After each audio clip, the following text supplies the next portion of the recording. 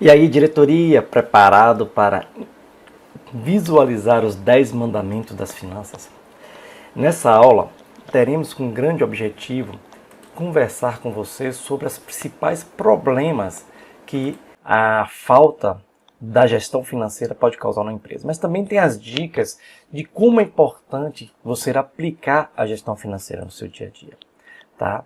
E quais são os porquê 10 mandamentos, né? Porque os 10 princípios básicos que regem os controles de uma boa gestão financeira e que todos os empresários, microempreendedores, autônomos ou funcionários de qualquer nível de empresa precisam saber, eles devem saber, você deve saber, no mínimo esses 10 princípios básicos para você poder fazer uma boa gestão dentro da sua empresa. Então, o primeiro mandamento, eles têm a ver com você, tá? Esteja sempre disponível para mudar e aprender. O mundo vive em mutação. Você não pode ficar estagnado pensando de determinada forma. Você tem que colher essas informações. E uma mensagem muito importante de Peter Drucker, que um grande estudioso e consultor de grandes empresas norte-americano, é que nenhuma empresa é melhor do que o seu administrador permite. Ou seja, sua empresa só vai poder crescer se você crescer. E vice-versa. Se ela começar a crescer e você não se desenvolver, você vai travar ela. Se você crescer, ela provavelmente vai crescer, a sua empresa. Por quê? Porque você vai estar com uma nova visão, você vai estar aprendendo coisas novas, você está se desenvolvendo. Por exemplo, esse curso já é uma nova visão. Só que você não deve parar por aqui, você deve fazer mais cursos específicos, ler mais, buscar informação gratuita. Todas as formas de aprender são válidas. Então, o primeiro mandamento é esse: esteja sempre disponível para mudar e aprender, porque o mundo vive em mudança constante, ok? E por isso, obter o conhecimento da área financeira é de grande dificuldade dos empreendedores. Por isso, quanto mais você dominar o assunto, mais vantagem competitiva você vai adquirir, pois tomará mais decisões certeiras e você vai continuar crescendo. O segundo mandamento é: nunca confunda o dinheiro da empresa com o dinheiro dos sócios. Se você tem o costume de pagar a escola dos seus filhos com o cartão da empresa, ou você utilizar o cartão da empresa para fazer um saque e a partir dali botar combustível no seu veículo, saiba que você está mascarando os resultados da empresa, você está confundindo os seus controles financeiros. Evite fazer isso a qualquer custo. Pode até se tornar um hábito, mas evite. Porque no momento que você verifica lá na planilha que você tem que registrar a informação correta, então quanto mais você reduzir essa utilização, essa prática, esse hábito, com certeza você vai ter os seus controles muito mais apurados, muito mais fidedignos à realidade da sua empresa. Crie o hábito de registrar e lançar informações diariamente. Esse é um dos problemas que eu encontro nas minhas consultorias. Os profissionais, que regem a empresa, que tentam gerenciar as empresas, eles falam que não tem tempo. Mas se você não tem tempo de controlar a informação, como você vai querer gerenciá-la? Como você vai querer medi-la? Então, a falta de controle financeiro é o principal motivo de que muitas empresas quebram, literalmente. Se você não tiver tempo para fazer o que é o básico de finanças, que é registrar e lançar as informações diariamente, você está com um problema na mão. Você viu que na planilha GProf, com menos de 10 minutos por dia, você consegue lançar todas as suas informações. Todo o seu controle estará perfeitamente ajustado. Então, não tem desculpa. 10 minutos por dia e mais 1 hora por semana para você gerenciar. Nada mais disso é exigido. E se você não tiver tempo, acho melhor você revisar seus valores, suas condições, porque realmente você está perto de virar uma estatística que o IBGE apontou, que 6 em cada 10 negócios fecham as portas antes de completarem 5 anos de vida. Ok? Fica a dica aí. O quarto mandamento: saiba a diferença entre custos e despesas e seus impactos.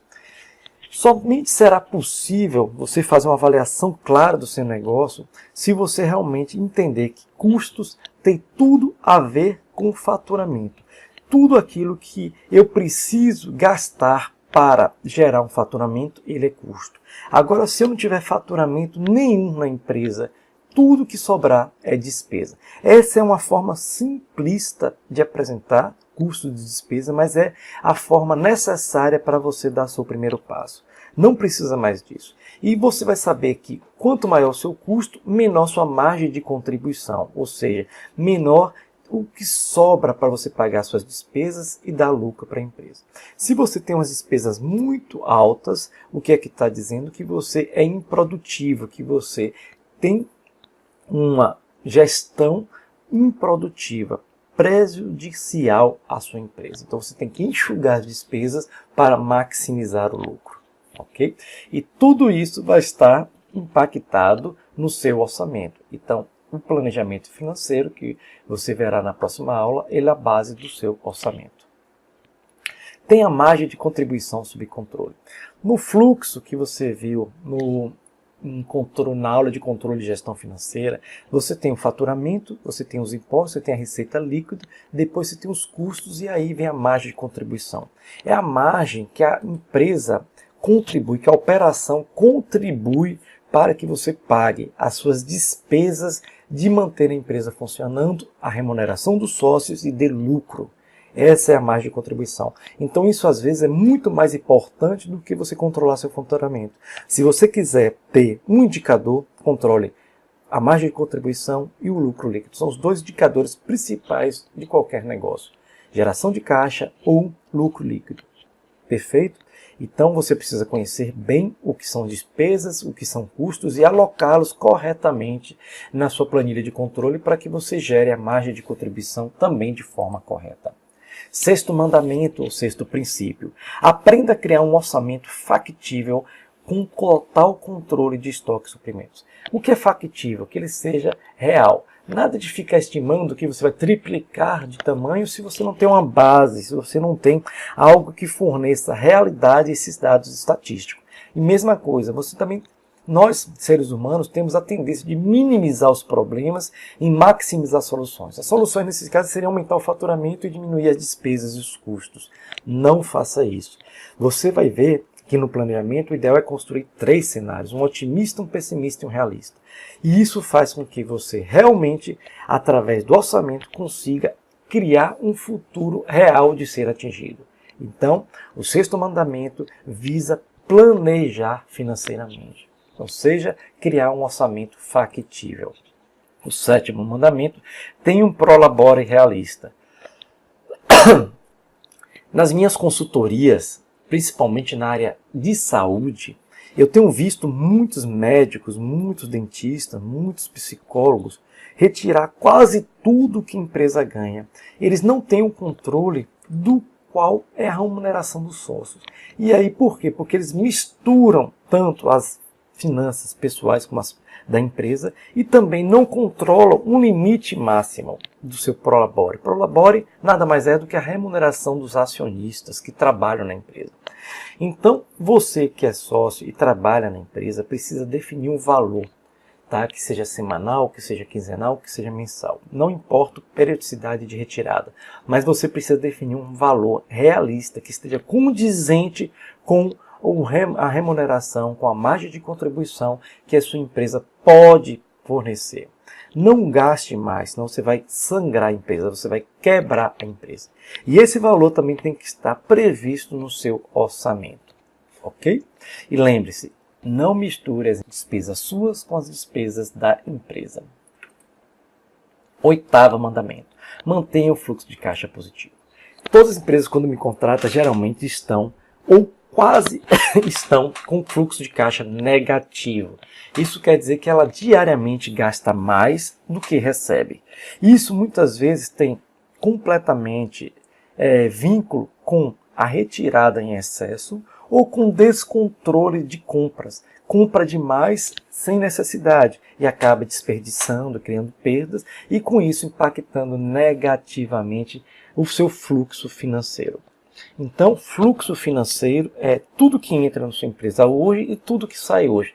Não importa a classificação dela. Simplesmente é aquilo que sobra no final do dia.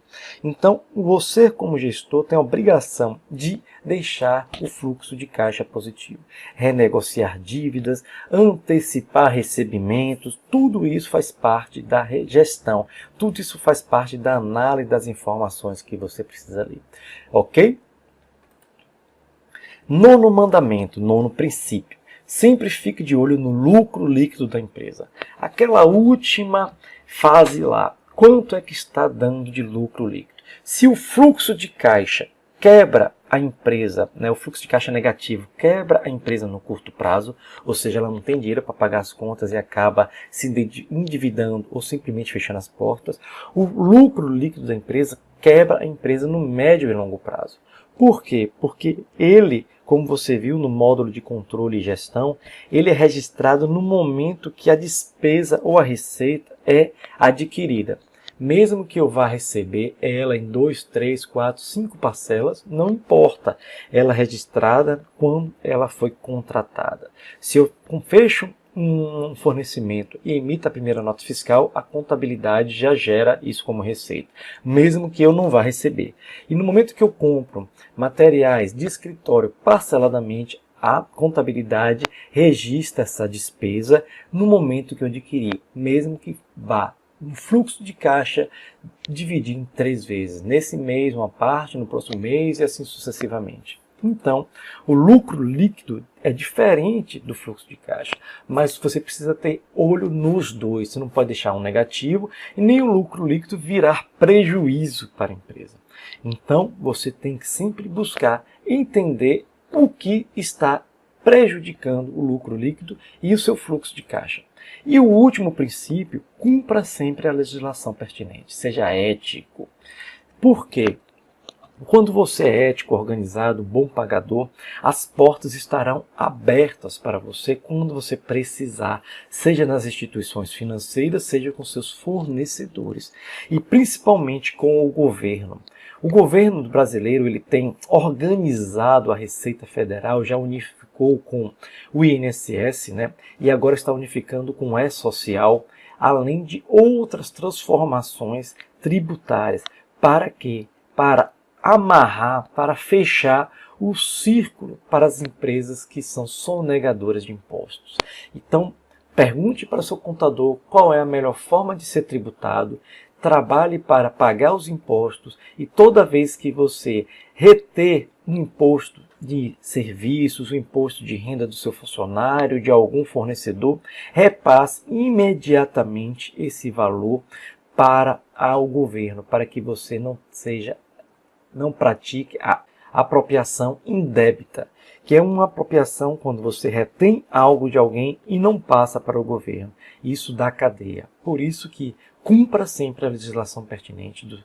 Se você está no Brasil, cumpra a nossa legislação. Se está fora do Brasil, também. Porque é importante você deixar não somente o governo feliz, mas também seus fornecedores, seus clientes, tudo isso de forma ética. Tem que ser, muitas vezes, isso um valor para você. Então, finalizamos nossa aula sobre os 10 principais mandamentos e na próxima aula daremos a introdução ao planejamento financeiro, que visa o orçamento, visa prever o futuro, mas não somente prever de qualquer jeito, criar condições de um futuro se tornar realidade. Então, deixe seus comentários aqui embaixo, suas dúvidas e vamos para a próxima aula, planejamento financeiro.